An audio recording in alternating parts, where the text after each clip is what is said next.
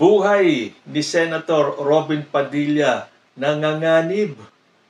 Aba, bali-balita po kasi na merong online campaign para sunugin daw si Robin Padilla.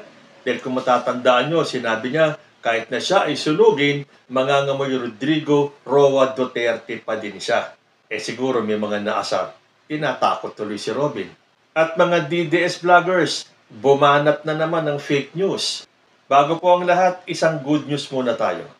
Mindanao, nakakuha ng malaking budget para sa nationwide rural electrification project ni PBBM. Mindanao ang nakatanggap ng pinakamalaking bahagi ng pondo para sa nationwide rural electrification program na isinusulong sa ilalim ng administrasyon ni Pangulong Ferdinand Bongbong Marcos Jr. Ayon kay National Electrification Administration Administrator Antonio Mariano Almeda, nasa 2.5 billion pesos or 68% ng kabuoang 3.6 billion pesos na pondo ang inilaan para sa mga electrification project sa Mindanao ngayong taon. Baka naman may masabi pa si Sara Duterte na wala daw project ni isa itong si President Bongbong Marcos. Nakakatawa talaga yung mga DDS, Siguro puro katarata na yung mga mata nila. Kung wala pa rin talaga silang nakikitang ginagawa ng ating presidente, mapapagod lang ako kung iisa-isahin ko ang mga project ni President Bongbong Marcos. Alam ko naman na hindi matatanggap nitong mga DDS na may ginagawa ang ating presidente. Wala na nga halos tulog, wala nang pahinga si President Bongbong Marcos Tingnan nyo na lang yung website ng ating gobyerno. Tingnan nyo na lang ang FB page ni Bongbong Marcos. It is all over social media. Ang daming ginagawa ni President Bongbong Marcos. Pero siyempre, kailangan ipakalat ni Sara Duterte na walang nangyayari sa administrasyon ni Bongbong Marcos. Kailangan niyang mapaniwala ang kanyang mga alipores, ang kanyang mga minions na walang ginagawa si Bongbong Marcos. Sino ba ang walang ginagawa? Sino ba ang nagpupunta sa abroad para lang kumuha ng kakampi at siraan ang ating bansa? Hindi alam ni Sara Duterte, or siguro alam niya, suicide na lang siya, na yung ginagawa niyang yan ang lalong nagpapalubog sa kanya. Ayaw po natin mga Pilipino ang isang taong mapanira. Hindi ba kapag sa mga kapitbahay, meron tayong nakilalang isang chismosa at mapanirang kapitbahay, inaayawan natin? Ganyan din po sa mundo ng politika. Pag obvious na ay ang manira na lang, kay totoo, kay hindi, babalik po sa kanya. At siya ang maaapektuhan. Sa bagay, si Sara na rin naman ang nagsabi na sisirain ko kayo lahat. Totoo man o hindi ang aking paninira, basta masira ko kayo. Ayaw ko na bumaba sa akin na ito forever. Kaya sirain ko kayo lahat. Wala akong pakialam kung totoo man o hindi ang paninira ko sa inyo. Basta lang masira kayo. Sa tingin ninyo, sino po ba ang sirang-sira na ngayon? May nababasa pa nga ako sa mga comment section na 32 million. Talaga lang, 32 million pa rin kayo. Ang bulk ng mga bumoto kay Sara Duterte ay maka-Bongbong Marcos. Sa totoo lang po yan, tanggapin man nila o hindi, ang mga loyalista ni President Bongbong Marcos ang nagpanalo kay Sara Duterte. Itong balitang to sigurado, meron pa rin tayong maririnig na pagbatikos. Kapag walang ginawa si President Bongbong Marcos sa ikauunlad ng Mindanao, babanatan siya. Kapag may ginagawa na para sa Mindanao, babanatan pa rin siya. Sigurado ang sasabihin dito, mahina kasi si Bongbong Marcos sa Mindanao kaya kailangan niyang sumipsip, kailangan niyang ipakita kunyari sa mga taga Mindanao na kahit na ayaw ng Mindanao kay Bongbong Marcos, nagtatrabaho pa rin siya para sa ikagaganda ng buhay ng mga taga Mindanao. Pero sasabihin nila, kasi wala kang boto rito, kaya mo kami sinusuhulan sa mga projects mo. So sabi ko nga sa inyo, may katuturan pa ba na magpaliwanag sa mga DDS na to? Bayaan po natin silang ma-stress. Basta para kay President Bongbong Marcos, walang kalakalaban. Pagdating sa pagpapaunlad ng buhay ng bawat Pilipino, wala pong kulay-kulay yan. Lahat tayo, kahit na ayaw nyo kay President Bongbong Marcos, siya po ang presidente natin. Saka na kayong mangarap kung sakaling makatakbo si Sara Duterte sa 2028, ang dami niyang kakaharapin. May mga darating pa namang kaso si Sara Duterte. Nandyan pa yung warrant of arrest ni Sara Duterte sa ICC. Sa tingin niyo ba, tatagal pa hanggang 2028 bago lumabas yung warrant of arrest? So maganda pong hakbangin ng ginawa ni President Bongbong Marcos. Mindanao, nilaanan ng malaking budget para sa nationwide rural electrification project. Sunod po natin, umarangkada na naman ang mga fake news peddlers na mga DDS. Tandaan nyo yung merong sinunog na mga illegal substances, illegal drugs na umabot ng 9.4 billion na halaga. Naglabas po ang PIDEA ng statement.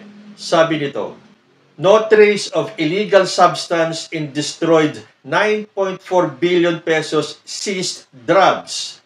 So nakakita na naman ng mga fake news ito mga DDS. Then meron pong isa sa kanila ang nagsulat.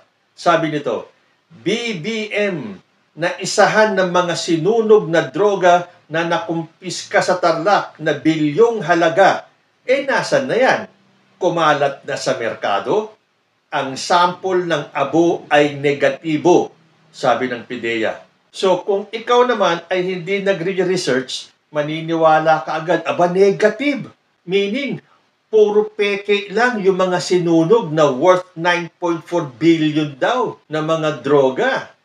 So, ang ibig sabihin, naisahan si Bongbong Marcos bago pa sinunog yung totoong mga droga na ipuslit na, napalitan na ng peke at iyon daw droga na yon ay kumalat na sa merkado.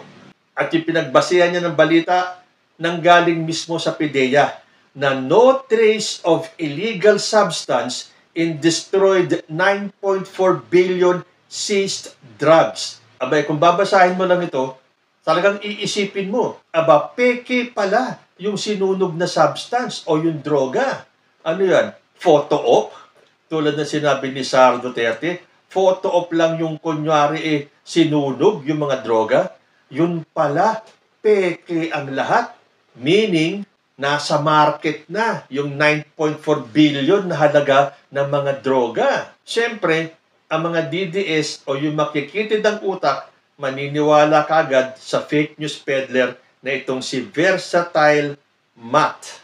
Pero, sabi ko nga sa inyo, napakadali pong mag-research. Ayon po dito sa PTV News, the seized shabu and other dangerous drugs amounting to about 9.4 billion pesos that were previously destroyed in Capas, Tarlac yielded no residual traces. The Philippine Drug Enforcement Agency or PIDEA reported. Sinabi naman para talaga ng PIDEA na no residual traces ang natira, meaning negative. So wala talagang droga. Fake lang yung sinunog dahil mismong PIDEA na ang nagsabi. Pero ganun ba yun? Tuloy natin yung balita. According to a Presidential Communications Office news release Sunday, PIDEA tested the ashes retrieved from the thermal facility to ensure accountability, complete destruction of the seized drugs, and adherence to environmental regulations. Hindi nyo pa naiintindihan yung sinabi. The 4 bottles of ashes were collected from separate burn batches, each subjected to chemical analysis to detect any remaining traces of narcotics. So, kaya sinunog, tapos sila ay nagkolekta ng mga abo-abo para malaman kung may natitira pang traces ng narcotics o ng droga. Dahil kung madidetect nila na merong remaining traces of narcotics, ibig sabihin, hindi 100% na nasira yung mga narcotics. Ang kanilang goal, 100% masunog, masira, maabo yung mga drogang yon. Sabi pa dito, all 4 ash samples tested negative for shabu, marijuana, cocaine, and ecstasy, confirming the thoroughness of the incineration process. So, wag magbububuhan, wag magpakalat ng fake news. Kailangan talagang mag-negative yung resulta ng pagsunog doon sa mga droga. Dahil kung may matira, ibig sabihin, hindi 100% naubos o nasira o nasunog yung mga droga. Ito ang magpapatunay na yung kanilang incineration process ay talagang tagumpay. So, kaya po naging negative dahil naubos, walang natirang traces. So, kung magpapakalat din lang kayo ng fake news, siguraduhin nyo na hindi kayo mabubuko. Dahil nakakahiya, no? Magpapakalat ka ng fake news, napakadali na pong mag-research. Ang ibig lang sabihin nito, ang daming DDS na tamad mag-research. Kung ano na yung mabasa nila sa mga DDS vloggers, paniniwalaan na lang nila.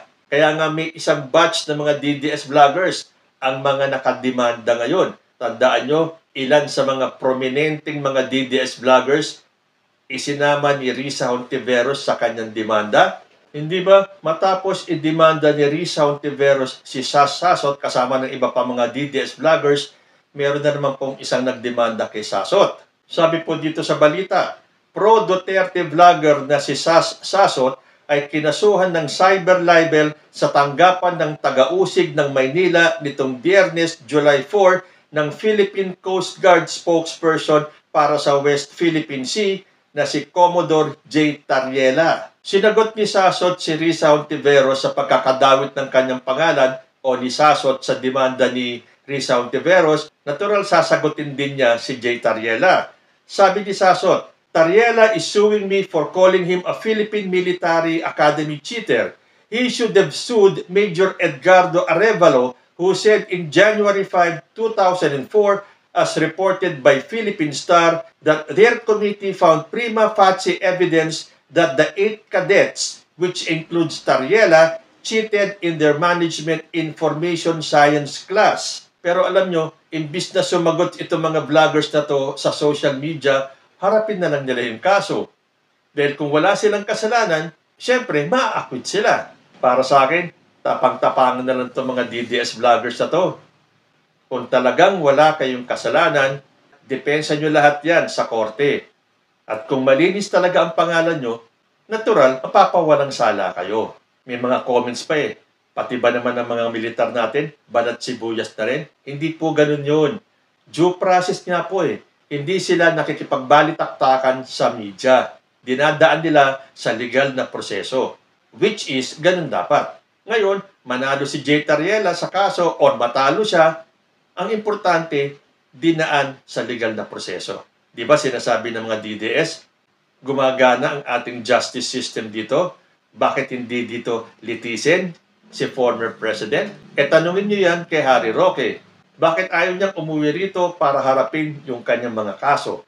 So ngayon na ang dami ng mga DDS vloggers ang nadidemanda, paninikil na naman daw sa freedom of speech, freedom of expression, bayaan nyo na lang ang korte. Total.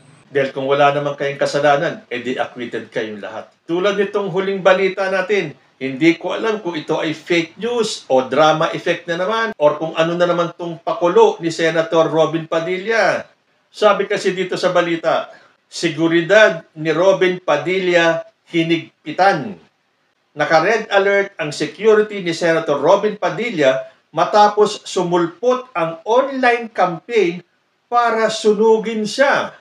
Ani Padilla, matinding pagkabahala ang naramdaman ng kanyang pamilya rito, lalo pat baka sakyan umano ito ng mga terorista.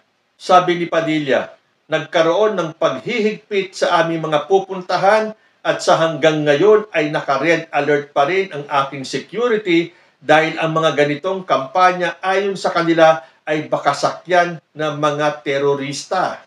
Naipaalam na raw nila ito sa National Bureau of Investigation pero binitawan nila ang pagsasampa ng reklamo. Napagkasundoan na mag-file ng kaso ang aming pamilya sa mga nagpakalat at nagkampanya nito pero napagkasundoan ng pamilya na bitiwan ang pagreklamo ng cyber libel dahil hindi mainam sa isang politiko ang maging balat sibuyas. Ay, nako. Yun nga kaya ang dahilan o baka naman gawa-gawa lang yung campaign na yon. Sino ang gagawa na sunugin si Robin Padilla or kahit na sinong politiko? Sino ang magtatangkang gawin yan? Bakit nga ba gustong sunugin si Padilla? Lumabas ang mga event na sunugin si Robin Padilla sa Facebook matapos ang naging pahayag niya na mangangamoy Duterte raw siya kahit siya ay sunugin. Bakit hindi nyo itutuloy ang demanda? Kung yan ay posted sa Facebook, di madaling malalaman kung kanino nag-umpisa yan. So parang kaduda-duda naman kung totoo itong campaign na to or gawa-gawa lang, kunyari may nag-post. Dahil kung ganyan katindi ang banta sa buhay mo, hindi mo ba gugustuhin na malaman kung sino ang may pakana nito? Kayo po, ano ang masasabi ninyo? Drama nga ba ito? O totoong may grupong gustong sunugin ng buhay si Senator Robin Padilla?